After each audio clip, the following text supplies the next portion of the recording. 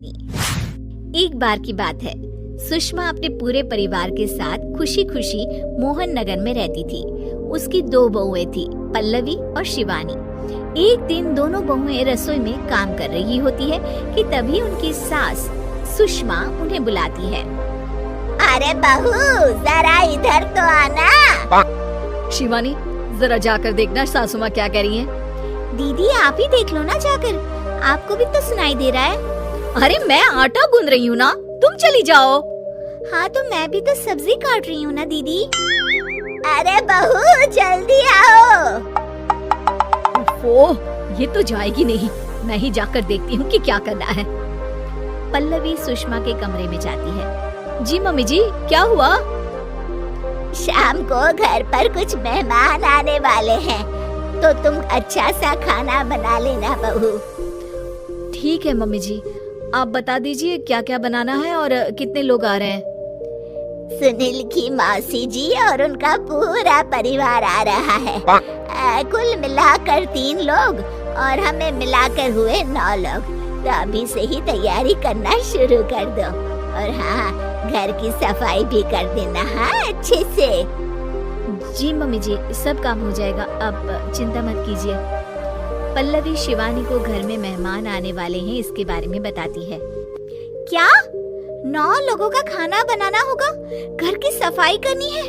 बाप रे, सासू माँ ने तो हमें घर की नौकरानी ही समझ कर रखा है। ऐसा नहीं बोलते शिवानी, हम इस घर की बहू हैं और घर के काम करना हमारा फर्ज है।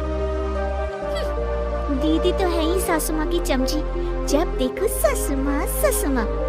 मैं तो इतना सारा काम नहीं करने वाली। हाँ। शिवानी कपड़े लेकर गमला साफ कर रही होती है और चक्कर आने का नाटक करने लगती है। मेरा सर चकरा रहा है।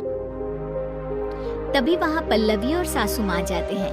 अरे बहू, क्या हो गया तुम्हें? मम्मी जी, बहुत तेज सर में दर्द हो रहा है।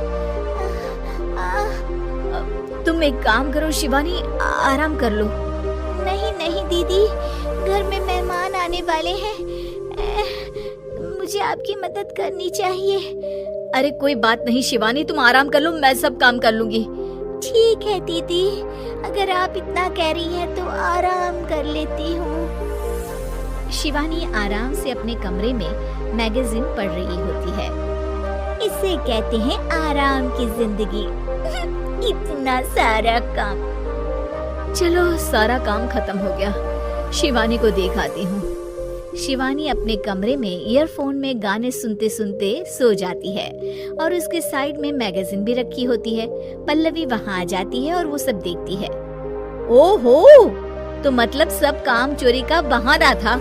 अभी बताती हूँ इसको। घर का सारा काम मुझे करना पड़ा और ये महारानी यहाँ मैगजीन पढ़ रही है, गाने सुन रही है। पल्लवी रसोई से एक प्लेट और चम्मच लेकर आती है और शिवानी को थाली बजाकर उठाने लगती है। शिवानी अचानक से उठती है। उठ गई महारानी, गाने भी सुन लिए, मैगजीन भी पढ़ ली। तुम तो बहुत बड़ी झूठी निकली शिवानी। तुमने सर दर्द का बहाना बनाया ताकि काम करने से बच सको। हाँ बनाया बहाना, तो क्या करती, इतने सारे काम करती। मुझे कोई शौक नहीं है चापलूसी का। क्या चापलूसी? तुम्हें लगता है कि मैं सारे काम चापलूसी के लिए कर रही हूँ? और नहीं तो क्या। तभी वहाँ सासू माँ आ जाती है। अरे बहू, वो लोग बस आने ही वाले हैं, तुम तैयारियां कर लो। जी सासू माँ, तुझे तो मैं बाद में देखती हूँ। सब खाना खाने बैठते हैं और खाना शुरू करते हैं। तभी सुनील की मौसी बोलती है। वाह भाई वाह, खाना तो बहुत ही अच्छा बना है सुषमा जी, एक एक चीज में क्या स्वाद है। ये सुनकर शिवानी मुंह बना लेती है। उसे अपनी जेठानी की इतनी तारीफ रास नहीं आती। आपकी बहुएं तो बहुत ही अच्छा खाना बनाती है।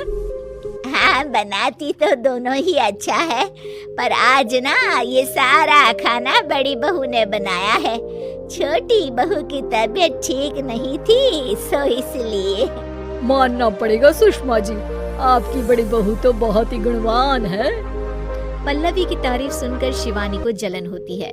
पल्लवी ये सुनकर खुश हो जाती है और शिवानी की तरफ देखकर उसे चिढ़ाती है। कुछ देर बाद मेहमानों के जाने का वक्त हो जाता है। मौसी जी सबके लिए उपहार लाई होती है। वो सबको शगुन के पैसे देती हैं और अंत में पल्लवी के पास आती है।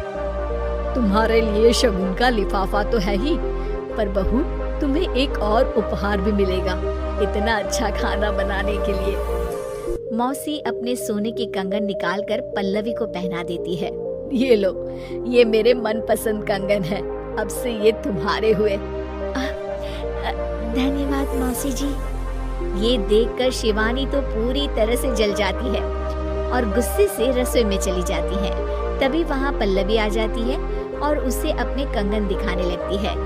देवरानी जी, अब आपका सर दर्द ठीक तो है ना? मुझे लगता है कि अब सर दर्द शुरू हो गया होगा आपका।